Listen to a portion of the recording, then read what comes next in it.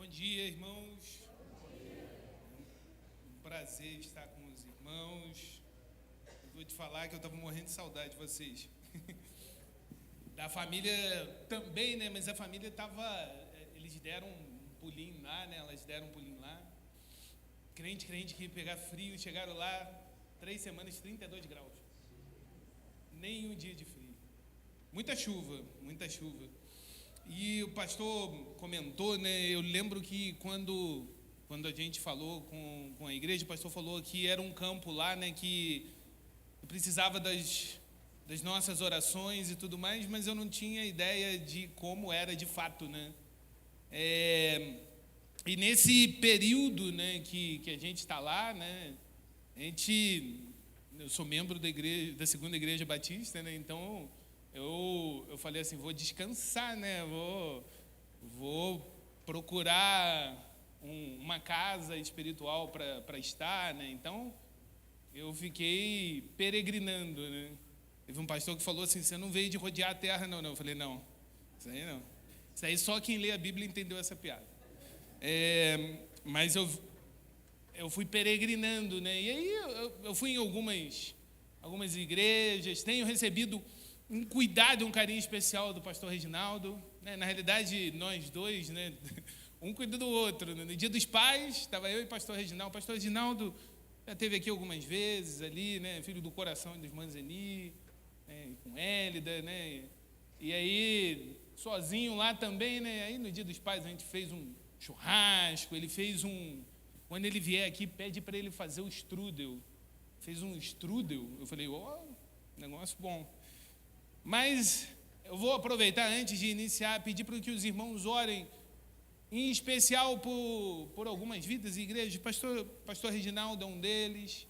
Pastor Luiz é o diretor de relacionamento, né, lá da Convenção Batista do Rio Grande do Sul. Tem plantado igrejas, tem trabalhado bastante, né, está responsável por mais de 8 igrejas.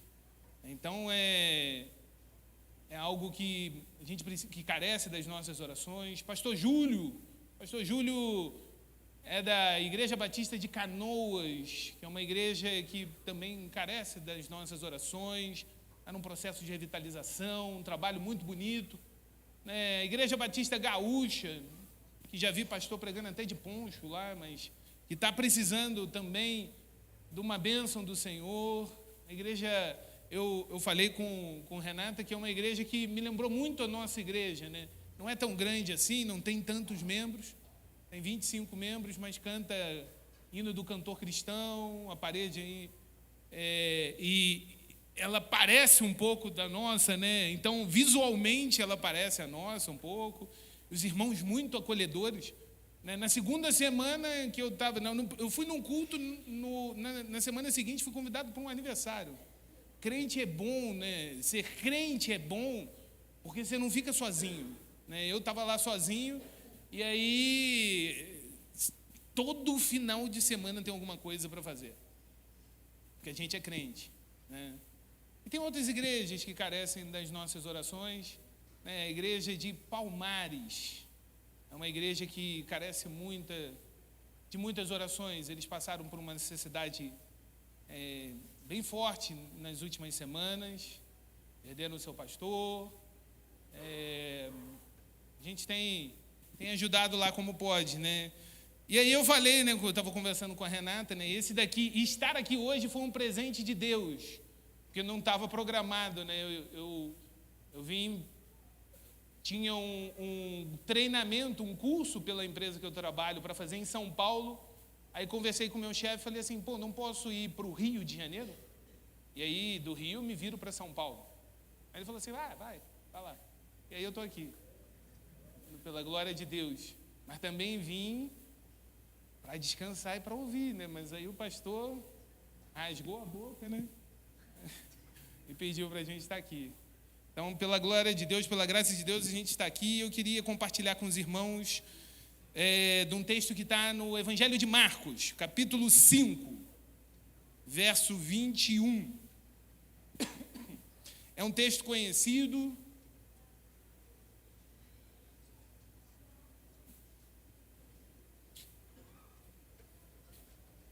mas tem falado muito ao meu coração.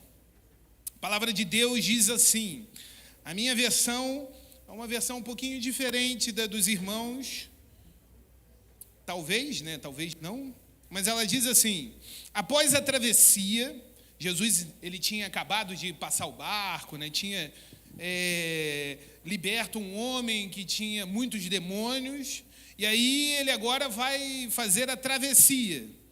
E aí a palavra de Deus diz que após a travessia, uma imensa multidão formou-se à beira do mar. Um dos líderes da sinagoga, chamado Jairo, foi falar com Jesus. Ele ajoelhou-se diante dele e suplicou: minha filhinha está à beira da morte.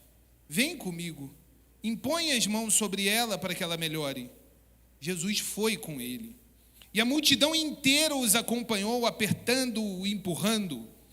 Então uma mulher que estava sofrendo de uma hemorragia, havia 12 anos, ouviu falar de Jesus. Muitos médicos haviam tratado dela, mas sem sucesso. Levaram todo o seu dinheiro e deixaram-na pior do que antes. Ela se esgueirou por trás dele e tocou na sua roupa, porque ela pensava: basta eu tocar em sua roupa para ficar boa. No momento em que tocou, a hemorragia parou, ela pôde sentir a mudança e sabia que estava livre daquele mal. No mesmo instante, Jesus sentiu que dele saíra poder. Voltou-se para a multidão e perguntou: quem tocou na minha roupa? Os discípulos então disseram: como assim? A multidão empurra e aperta de todo lado e o Senhor quer saber quem te tocou? Mas ele insistiu, olhando ao redor para ver quem o tocara. A mulher, sabendo o que havia acontecido e que havia tocado, tremendo de medo, ajoelhou-se diante dele e contou toda a história. Jesus lhe disse: filha, você se arriscou por causa da sua fé, e por isso você está curada. Tenha uma vida abençoada, seja curada da sua doença. Enquanto ele ainda falava, algumas pessoas chegaram da casa do líder da sinagoga, Jairo, e informaram: sua filha morreu. Por que você continua incomodando o mestre? Ouvindo o que diziam, Jesus tranquilizou o homem: não dê atenção a eles, apenas confie em mim. Ele não permitiu que ninguém fosse com ele, exceto Pedro, Tiago e João. Entraram na casa, abrindo caminho entre os fofoqueiros, sempre ávidos por uma novidade, e pelos vizinhos que haviam trazido comida. Jesus foi duro com eles, porque todo esse falatório e essa choradeira sem sentido, a criança não está morta, ela está dormindo. As pessoas então zombavam dele, achando que ele não sabia o que estava acontecendo. Contudo, Jesus dispensou todos eles, chamou o pai e a mãe da criança e seus companheiros e entrou no quarto da menina. Segurando a mão dela, ordenou: Talita cumi, que significa: menina, levanta-se. E ela se levantou imediatamente e começou a andar. A menina tinha 12 anos de idade. Os pais, obviamente, não continham a alegria, mas Jesus deu ordens estritas para que não contassem a ninguém e ordenou que dessem alguma coisa para ela comer. Vamos orar mais uma vez. Senhor, nós te agradecemos por essa oportunidade de compartilhar a tua palavra, por essa oportunidade, por esse presente de estar aqui nessa manhã. Te agradecemos e te pedimos que, apesar de nós, que o Senhor fale através de nós. É o que te peço em nome de Jesus. Amém. Irmãos, existem dores que a gente consegue dividir com facilidade com irmãos, com a igreja, a gente coloca no pedido de oração, mas existem dores que são mais silenciosas, são dores que ficam dentro da nossa casa. Às vezes ninguém percebe, às vezes a pessoa chega ao culto, cumprimenta o irmão, canta, senta no banco, ouve a palavra, mas o coração carrega uma preocupação que mora na sala de casa, na mesa, no quarto, no casamento, na relação com os filhos, na saúde. E por dentro de casa isso tem um peso diferente. Porque a casa deveria ser um lugar de descanso. A gente vem para casa para descansar. Mas às vezes tem muita gente que quer sair de casa para aliviar essa tensão. A casa ela deveria ser um lugar de conversa, mas muitas das vezes, e talvez seja o caso de algum de vocês, a casa é lugar de silêncio.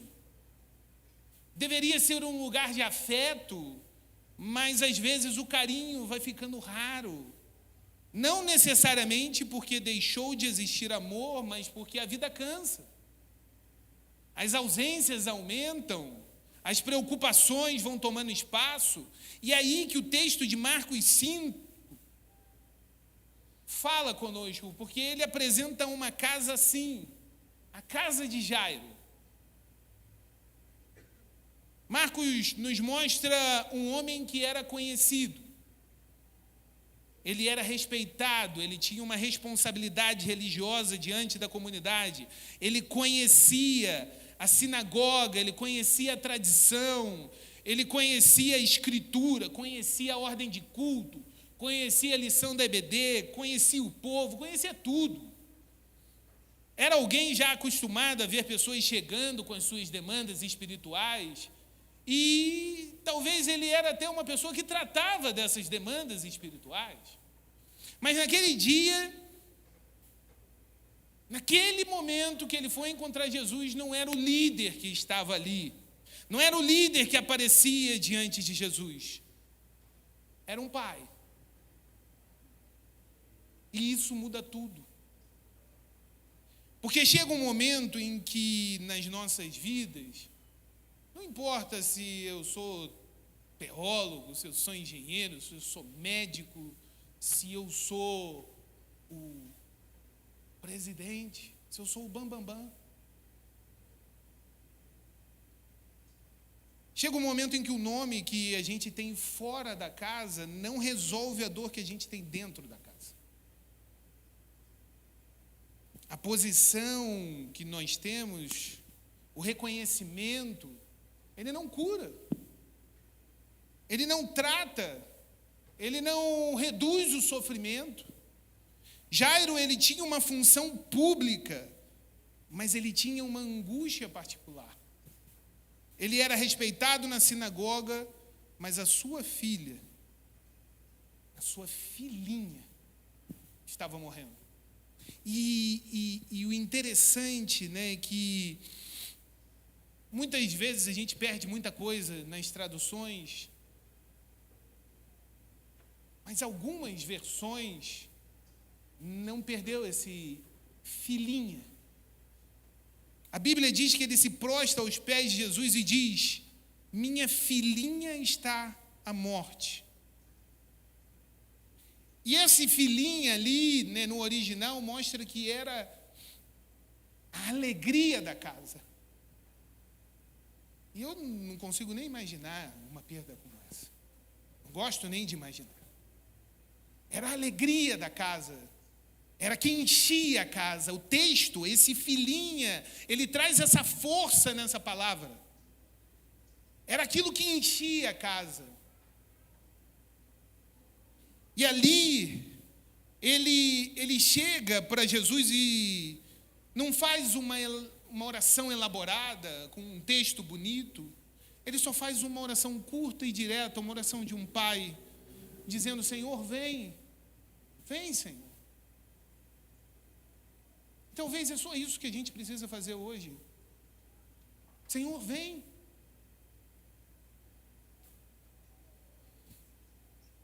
Há momentos na nossa vida que a melhor oração que a gente pode fazer é: Senhor, vem. Vem para dentro da nossa casa, vem para dentro do meu coração, vem para dentro da nossa conversa, do nosso relacionamento, vem para perto dos nossos filhos, vem para dentro do nosso casamento. E o texto, ele mostra uma coisa mais maravilhosa. Ele diz o seguinte: olha, minha filhinha está à beira da morte, vem comigo. E Jesus foi com ele. Olha que coisa maravilhosa. Imagina, você tem um problema e você sabe que Jesus está contigo. Essa era a situação de Jairo.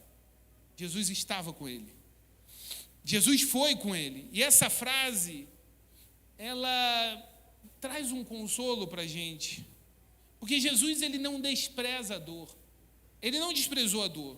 Jesus não tratou aquilo como uma crise de família, ou chegou e falou assim, você não é o líder da sinagoga, você já orou por outras pessoas, dá teu jeito. Ele não fez isso, talvez nós faríamos. É porque eu tenho que resolver alguns problemas, não dá para fazer isso agora. Tem muita gente, eu não consigo ir. Não, Jesus falou, eu vou. E Jesus foi.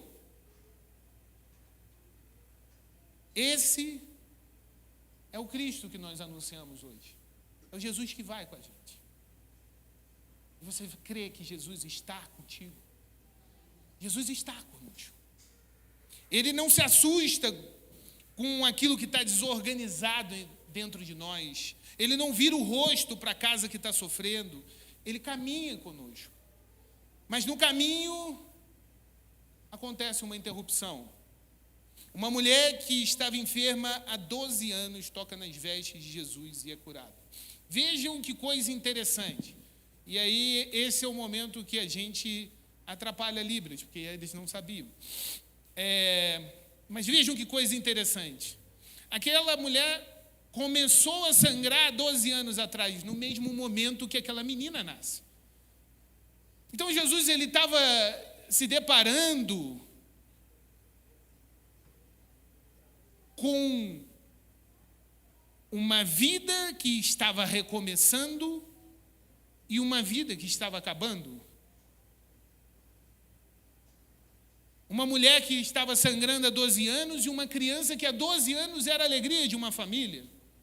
Uma mulher que não tinha mais esperança, porque estava há 12 anos morrendo, e um pai que há 12 anos tinha alegria e que essa alegria estava sendo cortada. E essa mulher, ela toca nas vestes de Jesus. Enquanto Jairo espera, outra pessoa recebe o milagre.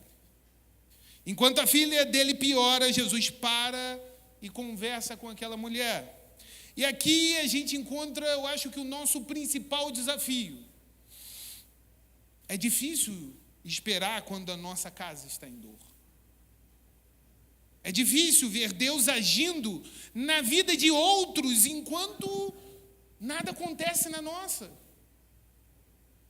É difícil celebrar o milagre de alguém enquanto a nossa casa está em luto. Mas o texto nos ensina que Jesus não esqueceu Jairo enquanto cuidava daquela mulher. A pausa de Jesus não era um abandono. E aí, logo depois, chegam algumas pessoas dizendo, tua filha morreu, esquece. A notícia era dura, porque a menina já tinha morrido.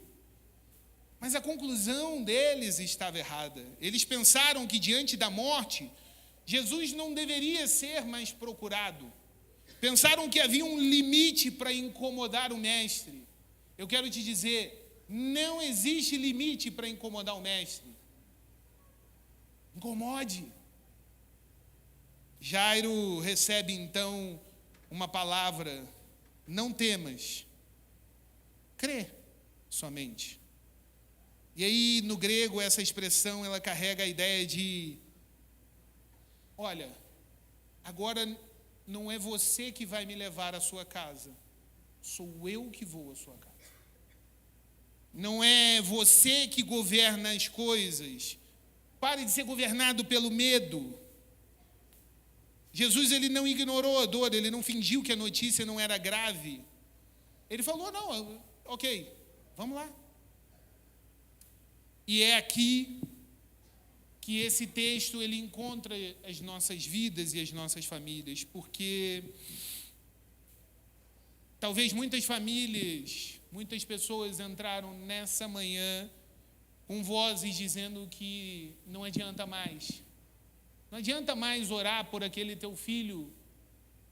Não adianta mais orar pelo teu esposo, pela tua esposa. Não adianta mais para a sua saúde. Não adianta. Não adianta mais orar por esse casamento. Não adianta mais insistir. Para quê? Vida que segue. Não adianta mais tratar essa ferida que está antiga aí no coração. É assim mesmo. E às vezes você mesmo já falou, não adianta mais não, eu sou assim. Eu sou assim mesmo, a vida me forjou assim. Não, em nome de Jesus, Deus, Ele está transformando. Ainda está transformando. E Jesus continua dizendo, não temas, crê somente.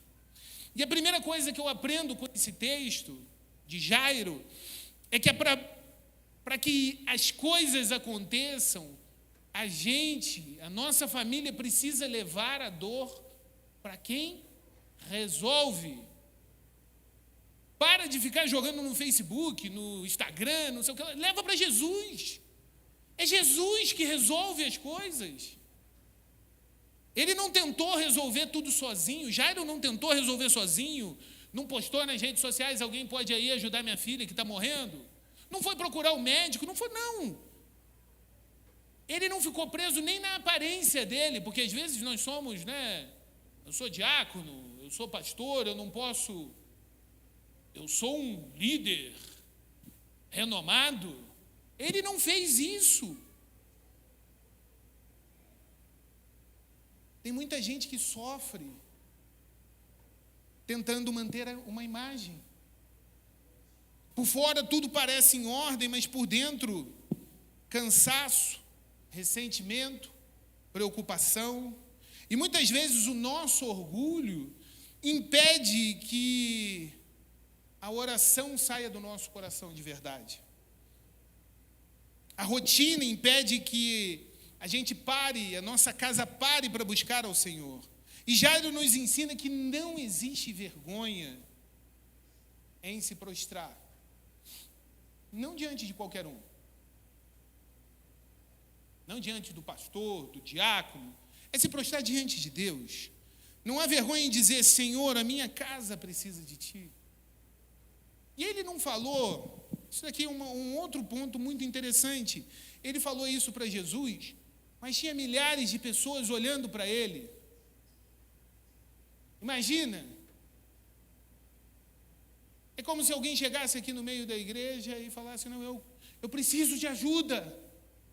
Sem vergonha. Sem nenhum tipo de receio. E nós ouvimos falar de missão, o Ricardo falou, e eu sei disso, porque eu estou aqui, sou membro dessa igreja, nós somos uma igreja missionária. Uma igreja missionária entende que o mundo precisa de Jesus. Mas uma igreja madura, ela entende que as nossas casas precisam muito mais de Jesus. O teu maior campo missionário é o teu lar. Não adianta a gente fazer missão, ajudar várias igrejas e o nosso lar está destruído. Não adianta. Não podemos falar de perdão aos outros e negar perdão na mesa de casa. A gente não pode sustentar a obra longe e abandonar a ternura de perto. Estamos ajudando missionários lá na África, mas eu não falo bom dia com o irmão do lado.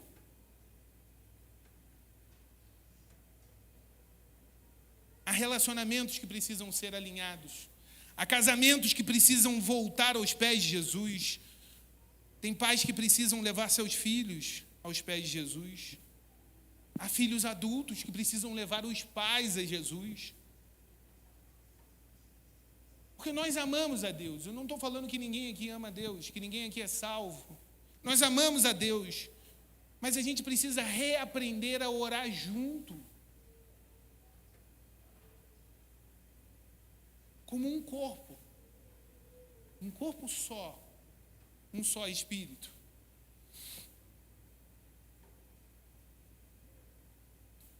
Jairo levou a necessidade dele a Jesus e Jesus acolheu. Isso nos lembra que Cristo não se aproxima apenas de pessoas perfeitas, de famílias perfeitas. Cristo, Ele gosta, Ele ama uma confusão. Porque Ele ordena a confusão. Ele gosta, de problemas. Porque se Ele não gostasse de problema, eu não estaria aqui. Porque um dos problemas maiores do mundo sou eu. É você. Mas Jesus, Ele ama a gente. E Ele entra justamente na casa onde há vida. Mas Ele parou para fazer outra coisa. Eu imagino Jairo,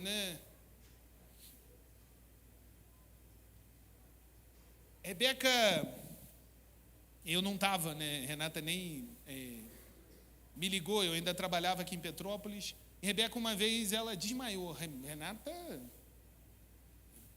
ela não é tão prolixa como eu, mas nesse momento ela pegou Rebeca no colo, saiu no corredor do apartamento lá, gritando, igual um não sei o que lá. Meu Deus, meu Deus. Eu só tinha visto um machucado, foi de manhã cedo. Agora eu imagino aquele homem, a filha dele, ele já tinha recebido o recado, sua filha está morta. Cara, eu cairia em prantos, choraria igual um louco, gritaria, sei lá. A única coisa que ele fez foi olhar para Jesus. E Jesus, Ele acolhe um olhar. Jesus acolhe o nosso olhar. E o segundo ponto desse texto que me chama muita atenção é que Jesus, Ele não estava atrasado. Talvez eu ou você falaríamos, Ele pediu para ir lá para curar, mas morreu. Jesus chegou atrasado.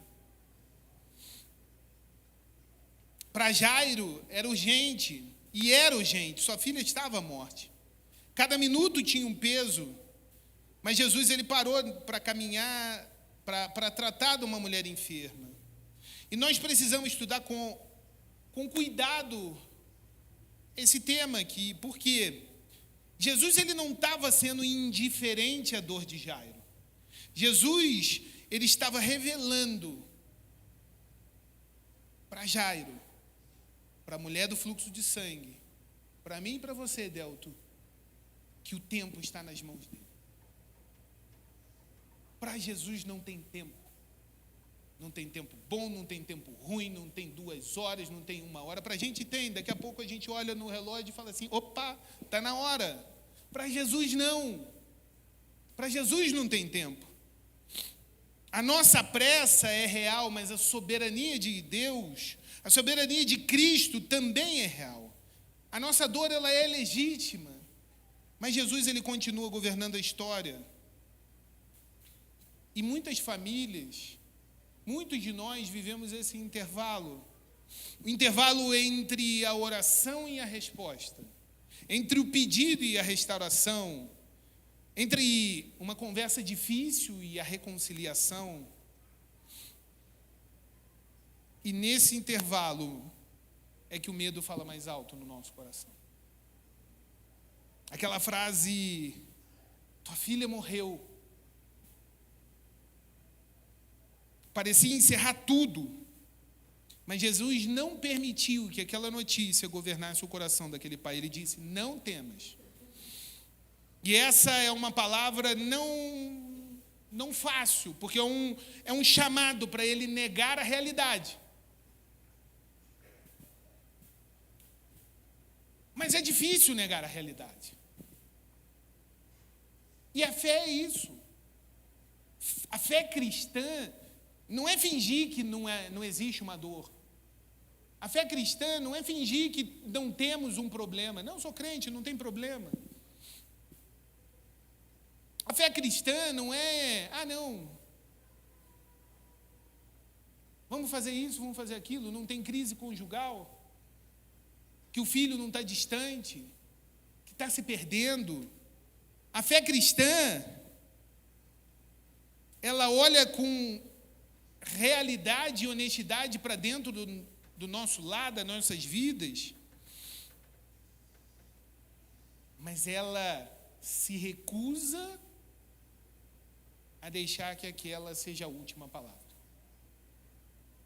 Você pode ter vários diagnósticos, eu não estou falando apenas diagnósticos de exames médicos, mas um diagnóstico de que sua casa acabou, seu casamento acabou, sua vida não tem mais jeito, você não consegue se reerguer. Não. Jesus disse, continue crendo. Jairo saiu procurando cura, mas Jesus tinha algo maior para mostrar para ele. Jesus tinha ressurreição para casar. Não era apenas a filha que ia ser tratada. A filha era um instrumento para curar todo um lar, para ressuscitar todo um lar que já tinha morrido. E nem sempre a resposta vai vir no tempo que a gente imagina, mas nenhuma dor de uma família fica fora do alcance de Deus, fora do alcance de Jesus. Ele sabe o quarto que está escondido a nossa dor. Ele sabe o peso da espera. E aí, quando Jesus chega à casa de Jairo, ele encontra ali alvoroço, choro, muita confusão.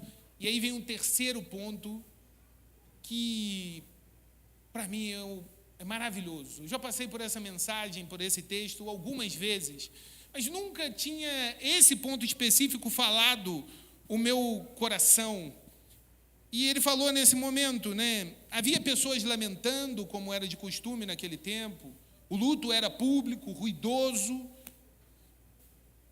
Jesus olha para aquele ambiente e diz, por que está esse alvoroço? Por que todo mundo está chorando?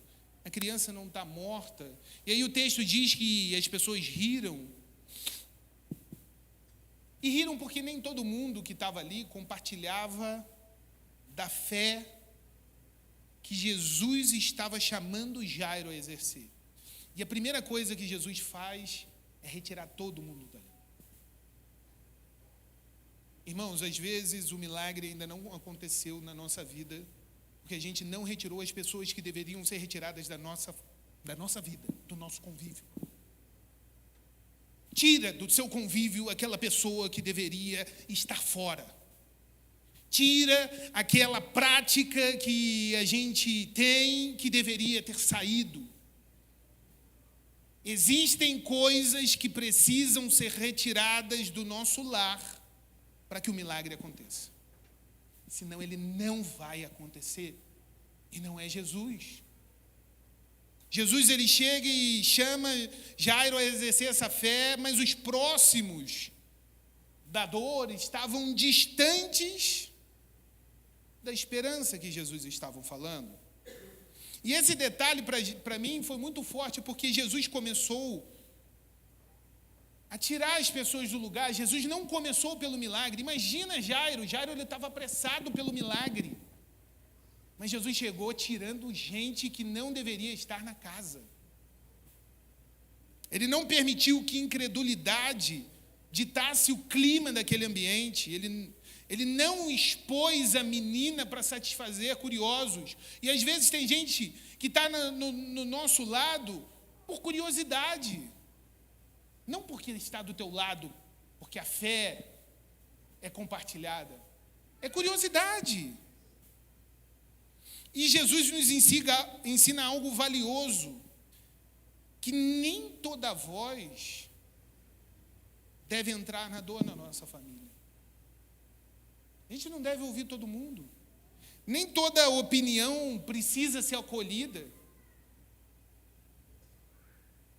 Nem todo conselho, né? Nem toda conversa é de ajuda. Nem toda presença vai edificar. A família cristã, ela precisa da igreja, da comunhão, do discipulado, do aconselhamento. Precisa de irmãos maduros, E aí, às vezes, dentro da igreja mesmo, a gente procura um irmãozinho, né? Não, porque eu ouvi falar. Mas se você ouviu falar é porque você dá ouvidos. Procure gente madura para compartilhar a sua dor. Não compartilha com qualquer um. Porque talvez a sua dor vai ser estampada no jornal. Existem pessoas que não ajudam a curar. Tinha um monte de gente ali esperando apenas a menina morrer para chorar. E tem gente, irmãos, eu sei que é uma mensagem dura, uma palavra dura, mas tem gente que está esperando dar errado para falar assim, que pena. Ou então para falar, não te avisei?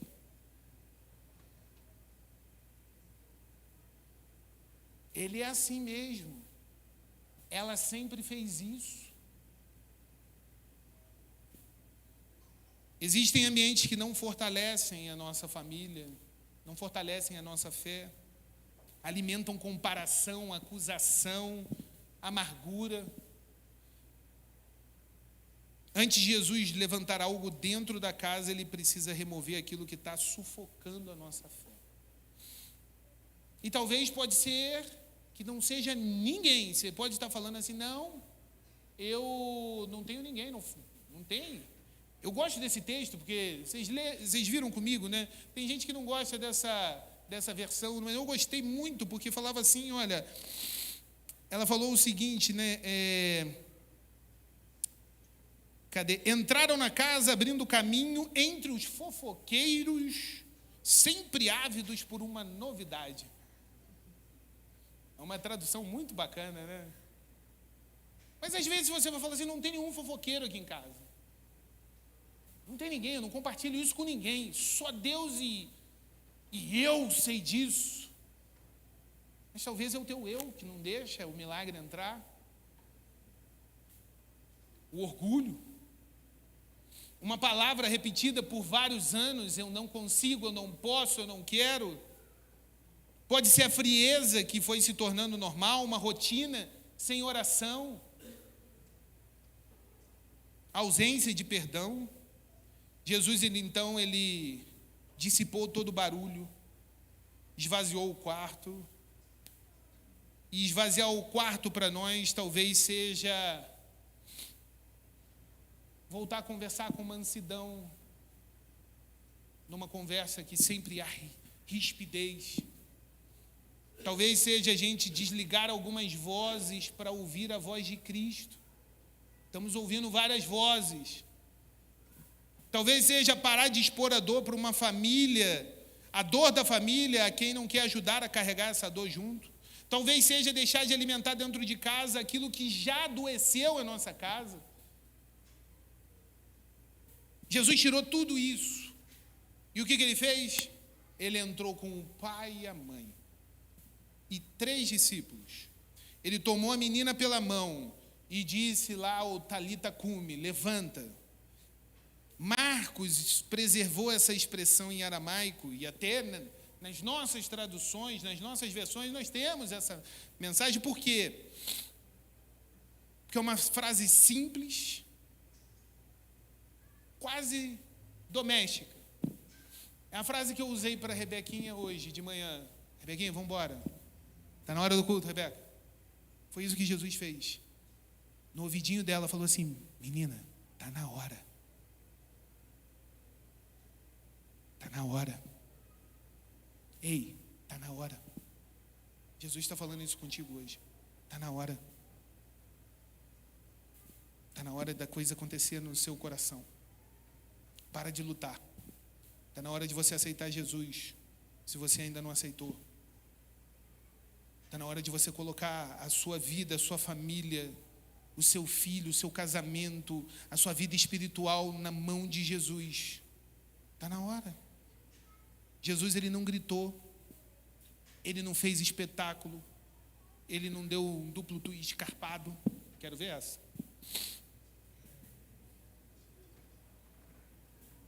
Ele tocou na menina pela mão e falou com ternura. E aí, essa é a beleza de Cristo. Tocar um morto era ficar impuro. Mas Jesus, quem tocava no morto, ficava impuro. Mas com Jesus, tocar na morte não contaminava ele, porque a vida, ela vence a morte. Jesus, ele está trazendo vida para você hoje, nessa manhã. Jesus, ele está transformando o ambiente. Onde Jesus toca, a morte perde autoridade. E ele ainda pode tocar no seu lar, na sua família, na sua vida, no seu trabalho, na sua saúde. Ele pode tocar num filho distante, na sua vida espiritual que é fria. Você vem no culto, vem na EBD, mas você não sente mais aquele calor no coração. Você não chora com um louvor. Você não se quebranta diante do Senhor. E o texto diz que a menina se levantou e começou a andar, e Jesus mandou que dessem de comer a ela. Porque o Jesus, ele fez algo maravilhoso. Ele operou o milagre. Mas o cuidado depois é nosso. É da igreja, é da família. Jesus opera o milagre, mas depois o cuidado é nosso. Jesus diz, está viva, agora dá de comer. Eu tenho certeza que alguns estão passando, e vão chegar essas notícias para os irmãos maduros. Você, como irmão maduro, não o fofoqueiro, que talvez também tenhamos aqui, mas Deus transforma o fofoqueiro também. Glória a Deus.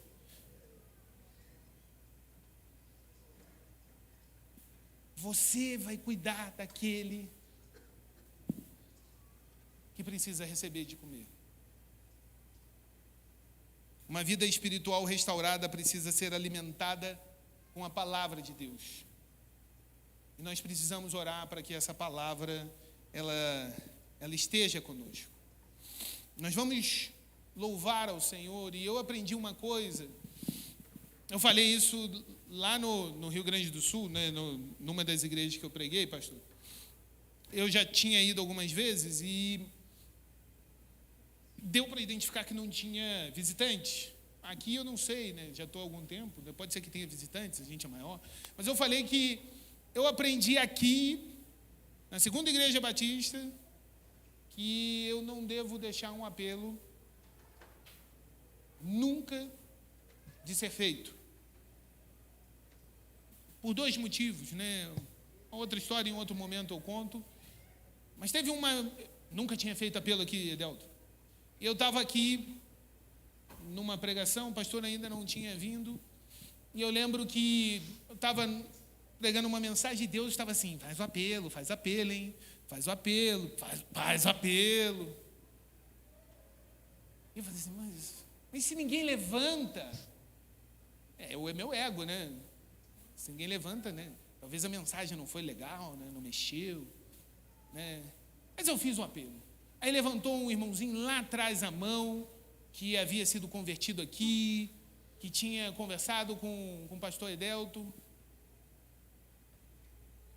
E ele tinha ido pagar um preço, porque ele, Eduardo conhece bem também a história, porque ele tinha uma dívida na justiça, né? E ele levantou a mão e falou assim, olha, eu quero me reconciliar com Jesus. Então, e o mais interessante, quando eu desci, né, Dona Rosane chegou para mim e falou assim, Ramon, e ela chorando, né, falou, Ramon, quando você subiu, eu comecei a orar para que você fizesse um apelo, porque eu sei que você não faz. Porque tinha aquele lá, e você fez o apelo. E nós vamos louvar ao Senhor, e esse apelo vai ser feito novamente. Mas não é o apelo do Ramon, é o apelo do Senhor Jesus ao teu coração, para que a tua família, para que você possa dizer como Moisés falou, nenhuma unha ficará para trás. Ninguém vai ficar para trás. Eu queria que você cantasse esse hino conosco, esse cântico. Se a igreja puder ficar de pé.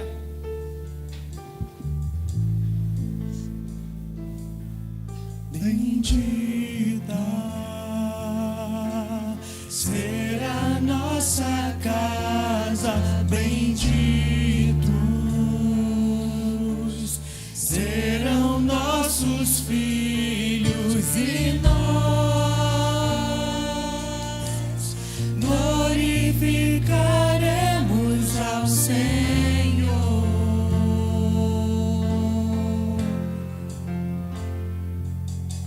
Minha casa não será abalada em Cristo, está alicerçada e nós glorificaremos ao Senhor. Se você crê nisso, cante forte. A rocha em quem minha casa está firmada, Ele,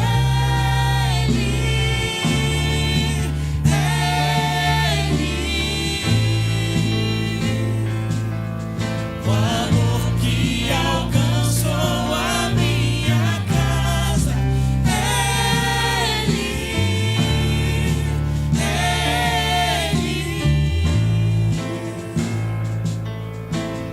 Rocha em quem minha casa está firmada, Ele,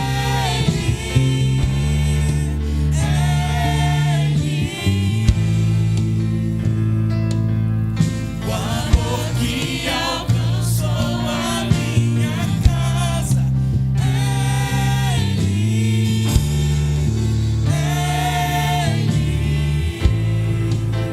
Faça essa oração.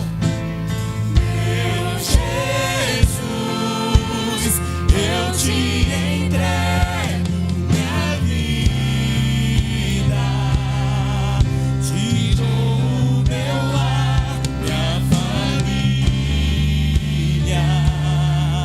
eu e minha casa, Senhor, te serviremos com amor. Meu Jesus, eu te entrego minha vida, te dou meu lar, minha família, eu e minha casa, Senhor, te serviremos com amor. Eu quero fazer um primeiro apelo. Se você ainda não aceitou Jesus como seu verdadeiro Salvador e está aqui nessa manhã, ainda está relutando, eu queria te fazer o convite a fazer igual Jairo, deixar o teu ego de lado, a tua pressão de lado e vir aos pés do Senhor. Vira aqui na frente. Aqui, o pastor daqui a pouco vai orar por nós. Se você quer aceitar Jesus, não deixe para depois. Esse é o momento. Mas eu também quero fazer um outro apelo. Talvez a sua família ou dentro da sua família tenha uma dor, um luto. Seu filho que está perdido, seu cunhado, sua nora, sua sogra, tem alguém. E se você também quiser colocar essa pessoa diante de ti, eu te chamo a vir aqui na frente.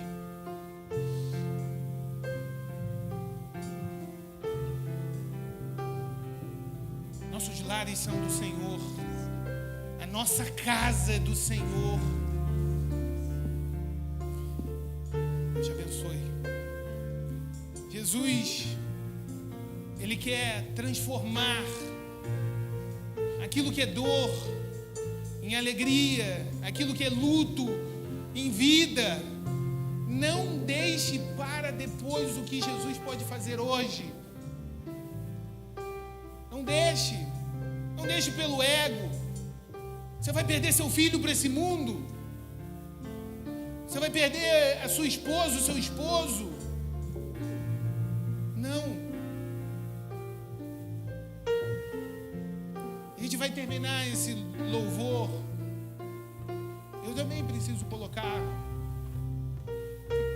vida diante de Deus. O pastor, ele vai orar por nós. A gente vai terminar esse louvor, ainda dá tempo de você deixar a sinagoga da sua vida, o ego da sua vida e falar: Jesus, vem. Jesus, vem. Continuar o louvor. Minha casa está firmada.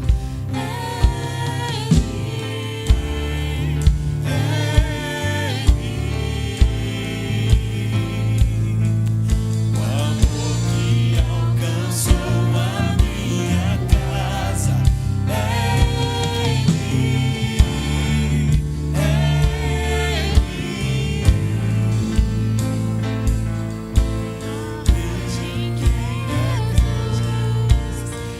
eu te entrego minha vida, te dou o meu lar, minha família. Você pode vir à frente com a sua família.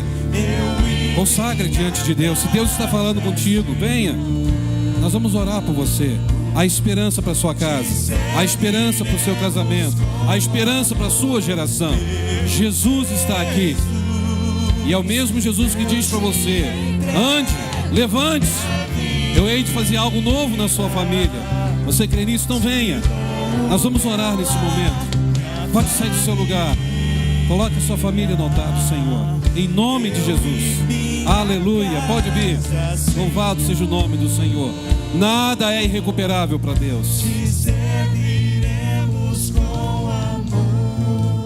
Meu Jesus, mais uma vez. Meu Jesus, Eu te entrego minha vida, te dou o meu lar, minha família, eu e minha casa, Senhor. você crê nisso? Te serviremos com amor. Ó Deus, te louvamos por esta manhã tão especial na tua casa. Te louvamos, Jesus, porque o Senhor pode dar vida àquilo que está morto. O Senhor pode restaurar vidas, famílias, relacionamentos para a glória do teu nome. Obrigado a Deus, porque sabemos perfeitamente que o Senhor é especialista em recomeçar. Obrigado a Deus, porque sabemos que nesta manhã o Senhor nos trouxe até aqui para ouvirmos a tua voz. Ó Deus, mesmo que haja um alvoroço em nossas vidas e em nossas famílias, o Senhor Jesus tem poder para acabar com esse alvoroço. Ó meu Deus, toda dor é jogada por terra pelo nome de Jesus. Por isso agora, Senhor, eu venho colocar essas vidas no teu altar, vidas preciosas, por quem Cristo derramou cada gota de sangue naquela cruz, para trazer tão grande salvação, para trazer libertação, para trazer cura, para trazer vida e vida em abundância. Meu Pai, que toda ação do mal sobre cada vida caia por terra, que toda ação do mal sobre as famílias, Senhor, nesta hora, caia por terra pelo nome de Jesus Cristo. Ó Pai, obrigado. Obrigado porque o Senhor também nos dá a nossa missão de alimentar a nossa casa, de cuidar do milagre que o Senhor já nos deu. Por isso, ó Pai, o Senhor conhece cada coração, cada necessidade, cada dor da alma aqui. E eu coloco essas vidas no teu altar. Eu creio, ó Deus, que o Senhor começou uma boa obra nessas vidas e vai completá-la até a volta de Cristo Jesus. Por isso, ó Deus, eu te agradeço e faço esta oração como ministro do Evangelho, em nome de Jesus, a razão da nossa vida. Amém. Dê um abraço quem está do seu lado. Diga: o Senhor está contigo. Ele cuida da sua família. Pode dar um abraço quem está do seu lado. O Senhor cuida da sua vida, Ele cuida da sua família, Ele cuida de